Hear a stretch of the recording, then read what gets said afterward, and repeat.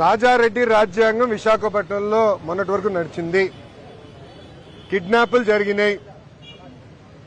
రాత్రి మనుషుల్ని పిలిపించి భూములు లాగేసుకున్నారు. ఉదాహరణ దసపల్ల భూములు, పోర్ట్లు కూడా లాగేసుకున్నారు. ఇదే విధంగా ఆ పేపర్లో కూడా వచ్చింది. ఇట్లా అడ్డగోలుగా చేశారు. ఇప్పుడు ఒక హీరోయిన్ వ్యవహారం ఎలా జరిగిందో కూడా మనం చూసాం. చూడండి, ఒక ప్రభుత్వం ఎలా వివరించింది, ఒక మహిళని 18 రోజులు ఎలా బంధించారో చాలా స్పష్టంగా ఆమె కూడా నిన్న మీడియా ముందర వచ్చి చెప్తాం జరిగింది. ఇవన్నీ విచారించాలి.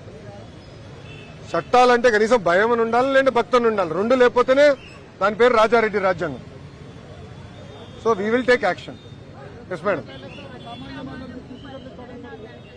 ఒక్క నిమిషం సార్, మేడం గారు అడుగుతున్నారు. అవునా మేడం, అవును మేడం. పాదయాత్రలో అది నేను ఇచ్చిన హామీ నాకు బాగా గుర్తున్నది. చివరికి వచ్చినప్పుడు ఆ హామీ నేను ఇస్తాం కూడా జరిగింది. హామీకి నేను కట్టుబడి ఉన్నా. ఆల్రెడీ మేము అధికారులతో వర్క్ స్టార్ట్ చేయించాము. 100% చేస్తాం. ఒక్క నిమిషం.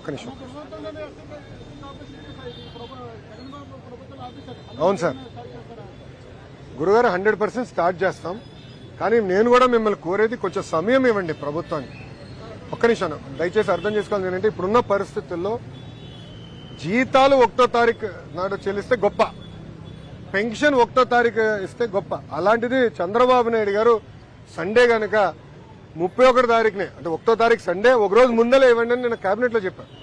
సో అన్ని సెట్ చేస్తున్నాం, వ్యవస్థలన్నీ సెట్ చేస్తున్నాం. ఎకనామిక్ యాక్టివిటీ క్రియేట్ చేయాలా, రోడ్లు కూడా వేయాలా, విశాఖపట్నానికి అభివృద్ధి పనులు చేయాలా, ఫ్లైఓవర్లు కట్టాలా, అండర్ పాస్లు కట్టాలా, అన్ని ఒక పద్ధతి ప్రకారం చేస్తాము.